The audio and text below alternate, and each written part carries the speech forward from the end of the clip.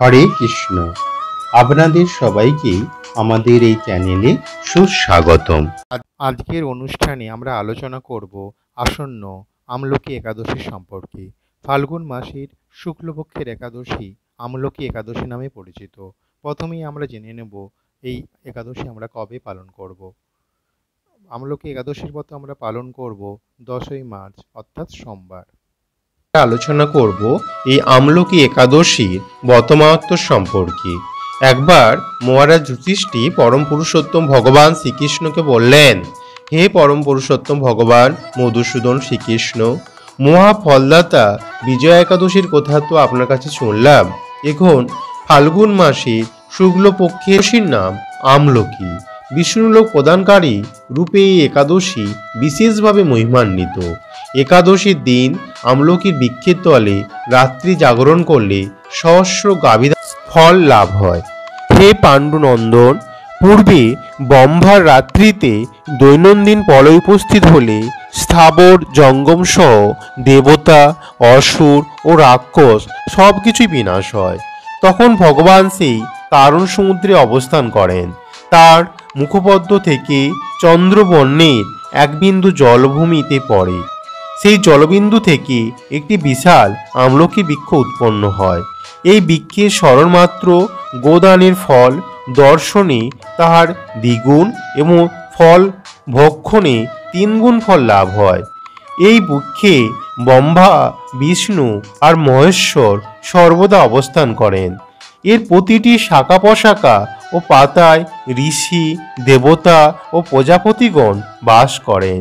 এই বৃক্ষকে সমস্ত বৃক্ষের আদি বলা হয় এবং তা পরম বৈষ্ণব রূপে বিখ্যাত। অতএব হেই শ্রেষ্ঠ পথ সকলেরই পালনীয়। এখন এই পথের একটি অদ্ভুত ইতিহাস আপনার কাছে বর্ণনা করছি। প্রাচীনকালে বৈদিশ নামে এক প্রসিদ্ধ নগর ছিল। ওই নগরে চৈত্ররথ নামে এক রাজা রাজত্ব করতেন। চন্দ্রবংশীয় পাশবিন্দু রাজার পুত্ররূপে তিনি জন্মগ্রহণ করেন। তিনি অত্যন্ত শক্তিমান, ঐশ্বর্যশালী ছিলেন। শাস্ত্র জ্ঞানেও তিনি ছিলেন স্বনিপুণ। তার রাজ্যের সর্বত্রই মনোরম আনন্দপূর্ণ এক দিব্য পরিবেশ লক্ষ্য করা যেত। প্রজারা ছিলেন বিষ্ণুভক্তি পরায়ণ, সকলেই একাদশীর ব্রত পালন করতেন। তার রাজ্যে কোনো অভাব অমঙ্গল ছিল না। এইভাবে প্রজাদের নিয়ে রাজা চৈত্ররথ সুখে দিন যাপন করতেন। এক সময় ফাল্গুনী শুক্লপক্ষের দ্বাদশী যুক্তা আমলকি একাদশী তিথি সমাগত হওয়ায় রাজ্যের সকলেই এই ব্রত পালনের সংকল্প করলেন। ওই দিন প্রাতঃ স্নানের পর প্রজাদের নিয়ে রাজা ভগবান শ্রী বিষ্ণুর মন্দিরে যান। সেখানে সুবাসিত জলপূর্ণ কলস, ছত্র, বস্ত্র, পাদুকা, পঞ্চরত্ন ইত্যাদি দিয়ে সাজিয়ে ঘট স্থাপন করেন।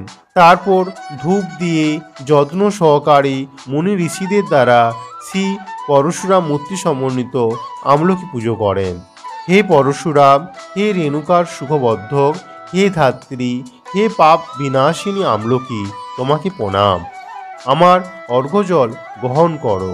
এইভাবে দিনে যথাবিধি পূজা, স্তবস্তুতি, নিত্যগীত করে রাজা ভক্তি ভরে সেই বিষ্ণু মন্দিরে রাত্রি জাগরণ করতে লাগলেন। এমন সময় দৈবযোগে একটি ব্যাধ সেখানে উপস্থিত হয়। পুজোর সামগ্রী সহ বহু ব্যক্তিকে একত্রে রাত্রি জাগরণ করতে দেখে সে কৌতূহলাক্রান্ত হলো। সে ভাবল, এসব কি ব্যাপার। বিষ্ণু মন্দিরে প্রবেশ করে সে বসে পড়ল। কলসের উপর স্থাপিত বিষ্ণুমূর্তি দর্শন করল। ভগবান বিষ্ণু এবং একাদশীর মাহাত্ম্য সে মনোযোগ দিয়ে শুনল। সারাদিন ওই ভেদ কিছুই আহার গ্রহণ করেনি। এইভাবে ক্ষুধায় কাতর হয়ে সেখানে সে রাত্রি জাগরণ করল।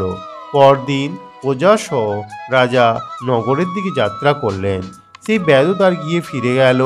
এরপর এক সময় ব্যাধের মৃত্যু হলো। একাদশীতে রাত্রি জাগরণ ব্রতের প্রভাবে সেই ব্যাধ পরবর্তী জন্মে এক রাজ্যের অধীশ্বর রূপে নিযুক্ত হলো। জয়ন্তী নামে এক নগরী ছিল। সেখানে বিদুরথ নামে এক রাজা বাস করতেন। ওই ব্যাধ বিদুরথ রাজার মহাবলী পুত্র রূপে জন্মগ্রহণ করেন। তার নাম হয় বসুরথ। 1,00,000 গ্রামের আধিপত্য তিনি লাভ করলেন। তিনি ছিলেন সূর্যের মতো তেজস্বী, চন্দ্রের মতো কান্তিমান, পৃথিবীর মতো ক্ষমাশীল। বিভিন্ন সদ্গুণে ভূষিত বসুরথ পরম বিষ্ণুভক্তি পরায়ণ হন। এই মহাদাতা রাজা একবার শিকার করতে গিয়ে পথ ভুলে যান। গভীর জঙ্গলের মধ্যে ক্ষুধায় পীড়িত হয়ে তিনি ক্লান্তিবশত শুয়ে পড়েন। এমন সময় কতগুলো পর্বত নিবাসী ম্লেচ্ছ রাজার কাছে এসে নানাভাবে উৎপীড়ন করতে থাকে। রাজাকে তাদের শত্রু মনে করে তারা তাকে হত্যা করার চেষ্টা করে। পূর্বে এই রাজা আমাদের পিতা মাতা পুত্র পৌত্র সবাইকে মেরে ফেলেছে, আমাদের গৃহ ছাড়া করেছে। এইরকম বলতে বলতে মেলোচ্ছরা রাজাকে হত্যা করতে উদ্যত হন। তারা বিভিন্ন অস্ত্র শস্ত্রে তাকে আঘাত করতে থাকে, কিন্তু আশ্চর্যের বিষয় তাদের সকল প্রচেষ্টা ব্যর্থ হয়। রাজার কোনো ক্ষতি তারা সাধন করতে পারেনি। তখন রাজার শরীর থেকে নানা অলঙ্কারে বিভূষিতা এক পরমা সুন্দরী স্ত্রী মূর্তি আবির্ভূত হন।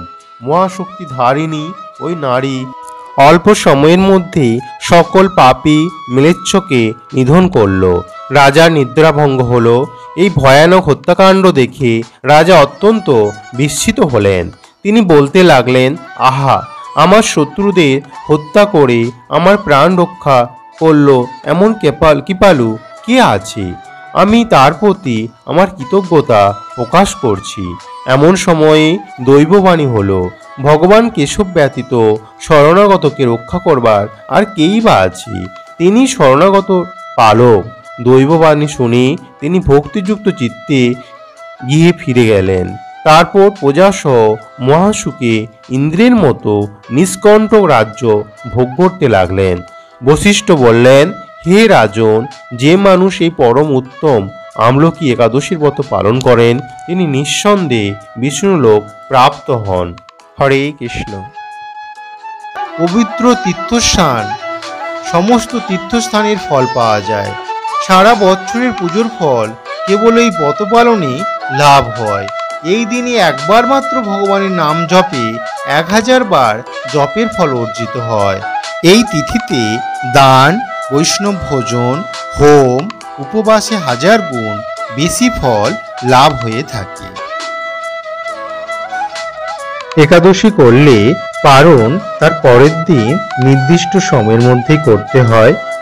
আর ওই দিন সকাল সকাল ঘুম থেকে উঠে, অর্থাৎ ব্রাহ্ম মুহূর্তে ঘুম থেকে উঠে প্রাতকর্ম সেরে স্নান করে ভগবানের মঙ্গল আরতি দর্শন দেখিয়ে আর পারণ মন্ত্র বলে, পারণ মন্ত্রটা হচ্ছে অজ্ঞান তিমিরান্ধস্য বত নানেন কেশব ওষিদ সম্মুখ নাত জ্ঞানোদ্দৃষ্টি পদভ্রব। এই পারণ মন্ত্রটি 3 বার বলে আর একাদশীর ঠিক পরের দিন অর্থাৎ 11ই মার্চ সকাল 5:49 থেকে সকাল 8:16 মধ্যে আমাদের একটা নির্দিষ্ট সময়ের মধ্যেই পারণ সম্পন্ন করতে হয়।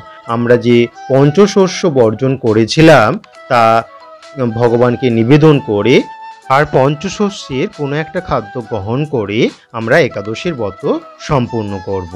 আর ওই দিন ব্রাহ্মণকে ভোজন এবং উপযুক্ত দক্ষিণা দান করতে পারলে খুবই ভালো হয়। হরে কৃষ্ণ। এই ছিল আজকের ভিডিও। যদি আপনাদের এই ভিডিওটি ভালো লেগে থাকে তবে অবশ্যই লাইক, কমেন্ট এবং শেয়ার করতে ভুলবেন না এবং আমাদের চ্যানেলটিকে সাবস্ক্রাইব করে আমাদের পাশে থাকুন।